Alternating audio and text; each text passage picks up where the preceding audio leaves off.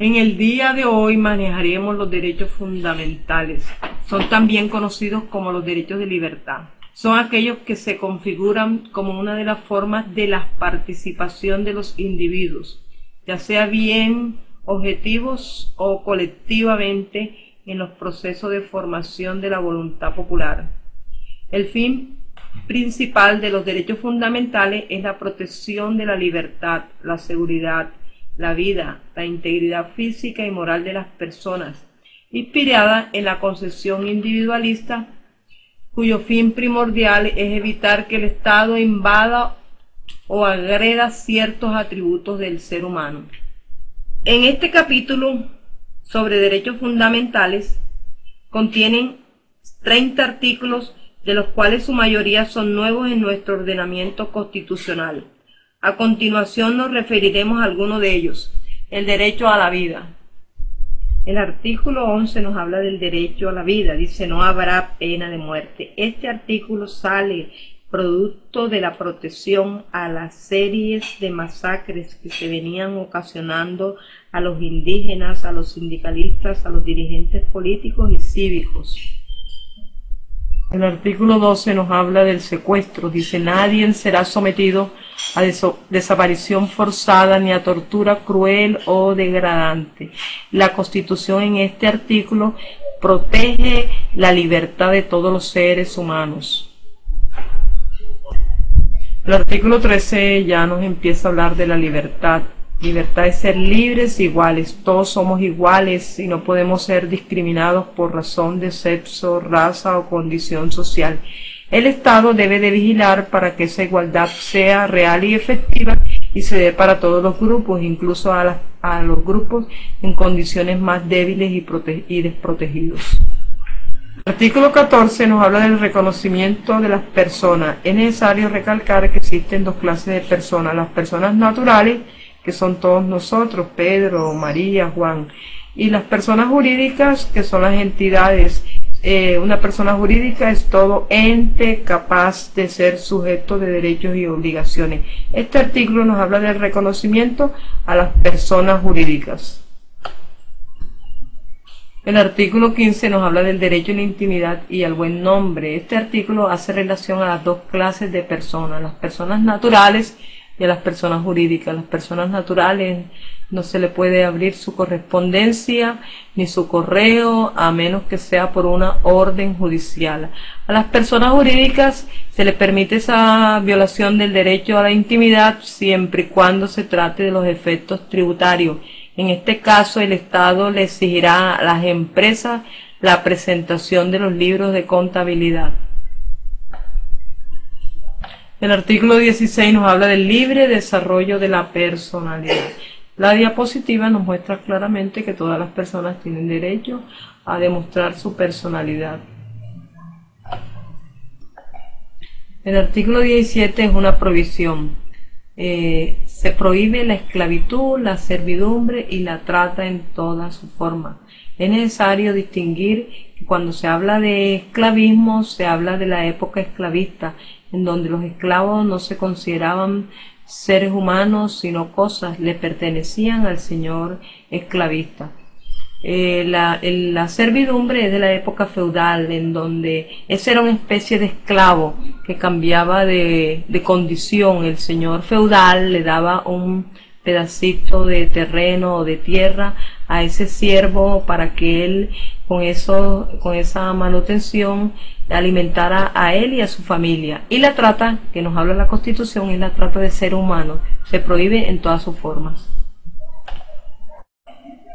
Libertad de conciencia. ¿Qué es conciencia? Conciencia es el conocimiento que el ser humano posee sobre sí mismo, sobre su existencia y su relación con el mundo.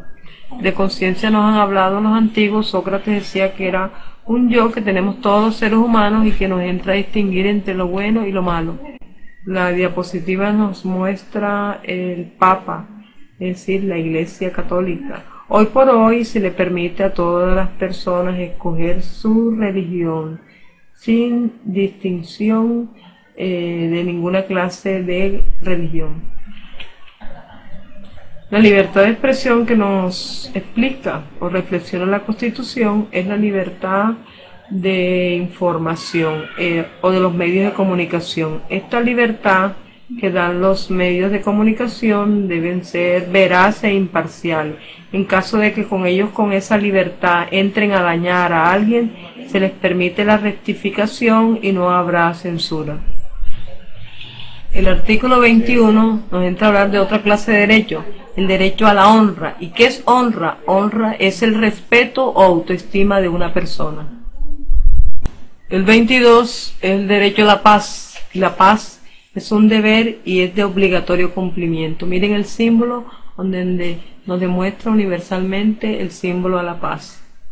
El artículo 23 nos dice que toda persona tiene derecho a presentar peticiones respetuosas de carácter general o particular y de obtener pronta solución.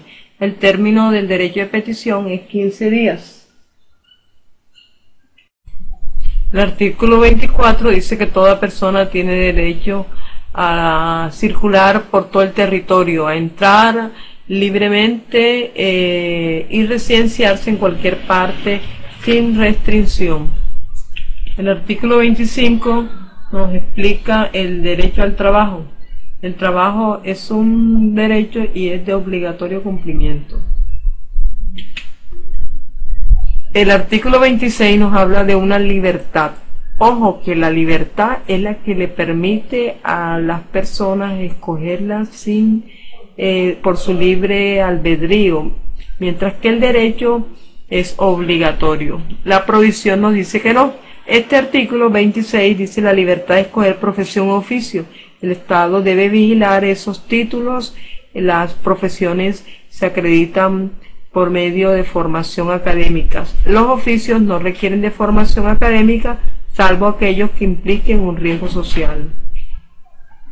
El artículo 27 también es otra libertad, libertad de enseñanza, aprendizaje, investigación y cátedra. ¿Qué es enseñar? La enseñanza es la acción de enseñar teniendo en cuenta unos preceptos legales o pedagógicos. ¿Qué es el aprendizaje? Es adquirir un conocimiento. El artículo 28 nos habla de otra libertad. Libertad es ser libre. Significa que todos somos libres y que nadie nos puede molestar, ni a nosotros ni a nuestra familia, sino en virtud de una orden judicial.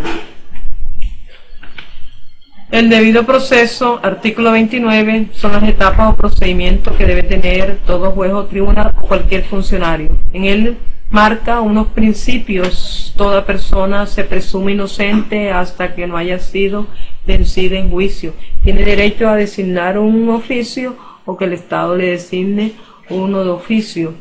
Al principio de la favorabilidad.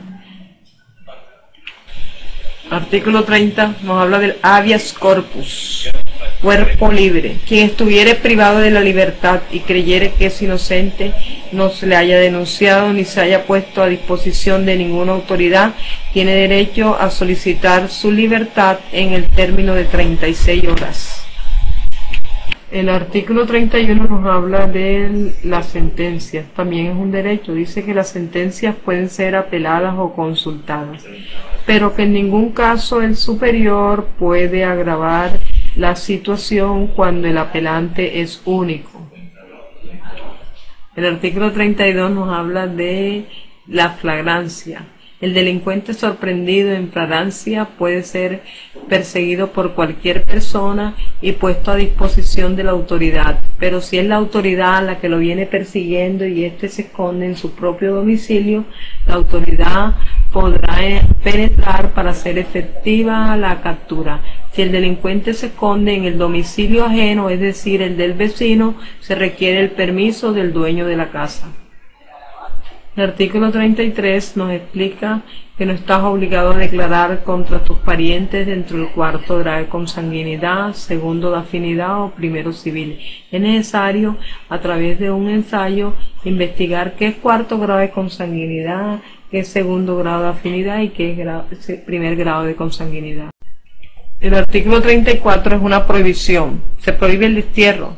la prisión perpetua y la confiscación. Destierro es cuando sacaban a las personas detenidas y los enviaban a otro lugar como la isla de la Gorgona. La prisión perpetua, es decir, para que duren todo su tiempo ahí. Y la confiscación, dice, se prohíbe la confiscación salvo cuando se trate de enriquecimiento ilícito, es decir, cuando tú no puedas demostrar de dónde proceden tus bienes. El artículo 35 nos habla del derecho a la extradición. Dice, la extradición se podrá conceder u otorgar mediante tratados o convenios internacionales.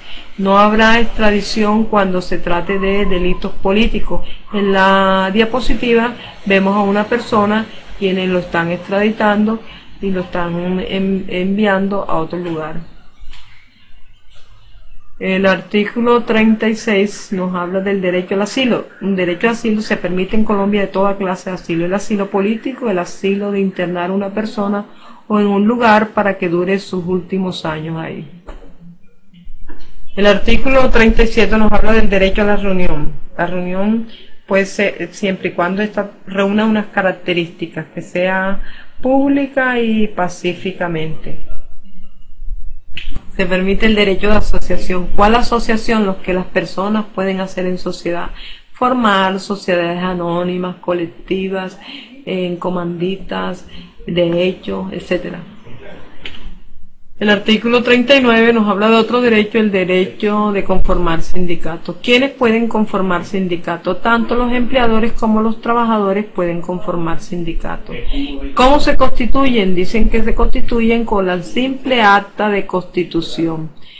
¿Cómo se cancela ese sindicato? Se cancela por vía judicial. No gozan del derecho de conformar los sindicatos la fuerza pública. Los miembros de la junta directiva gozan de un fuero sindical. El artículo 40 dice que todo colombiano tiene derecho a participar, a elegir y ser elegido, a tomar parte en las elecciones, plebiscitos, referendos, consultas populares, iniciativas populares, voto, a revocar el mandato. Son los mecanismos de participación.